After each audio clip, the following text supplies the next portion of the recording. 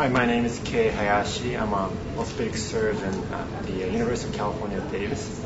And we treat quite many dogs and cats with osteoarthritis. It's becoming a huge problem in our profession. So, How many cats do you see with arthritis? Do you see more dogs? more dogs, definitely. Very few cats. Cats are really good at hiding their symptoms, so that may be why we do not see many patients with arthritis.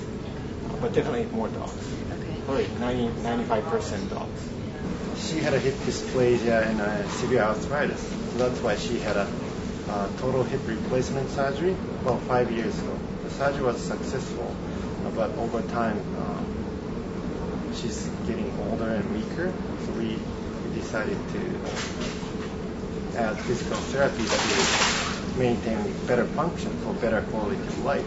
And when you see the dogs, what stage are they at in their arthritis? All different stages. So unfortunately for dogs, some dogs are born with very abnormal joints, so they develop arthritis at a very, very young age. For example, 1-year-old dog can have arthritis. It's not like, which is not likely in human or cats.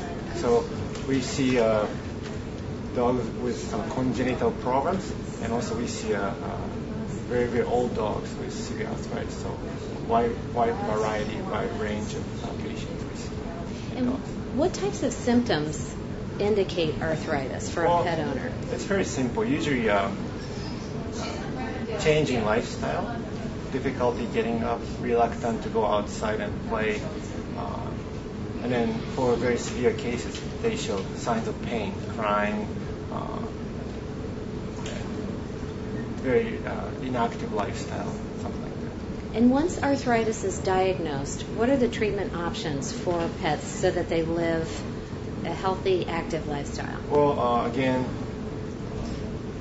there are many different types of arthritis, and each type requires different type of treatment. For example, for a very young patient, we may be able to do preventive procedures, and for older patients, we have to perform salvage procedure, mainly to relieve pain.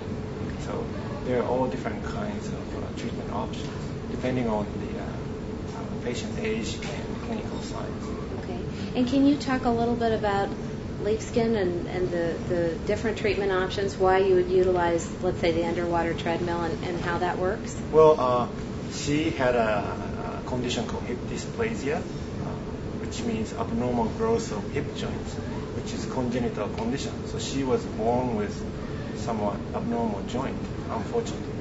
And we believe it's highly genetic. That means she inherited from her parents, grandparents. Okay? The best option will be to have a genetic control. So there are many genetic research going on to identify what kind of genes are causing bad disease. So that will be the very first option. So if we can screen disease, that will be the best defense. But in reality, we already have dogs, and we have to treat it. So second best thing is to detect disease at early stage and prevent it if we can.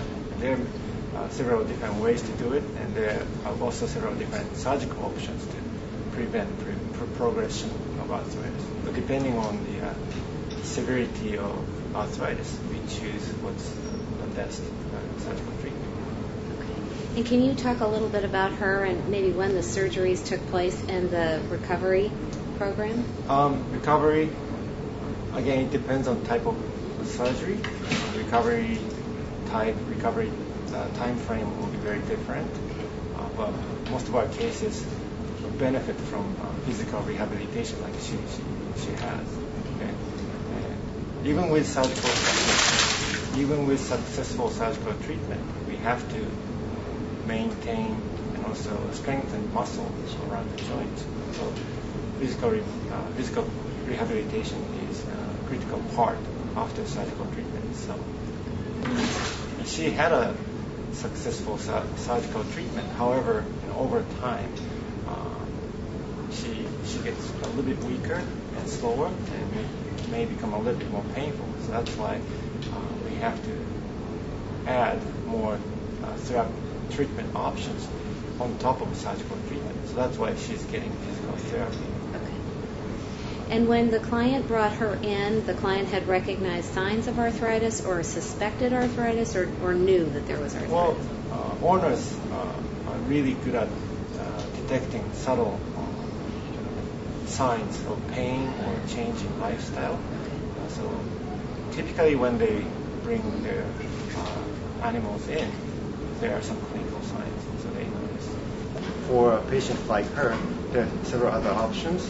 We're studying application of stem cell technology to improve the osteoarthritic pain and function. And also, we are investigating more minimally invasive surgical options such as arthroscopy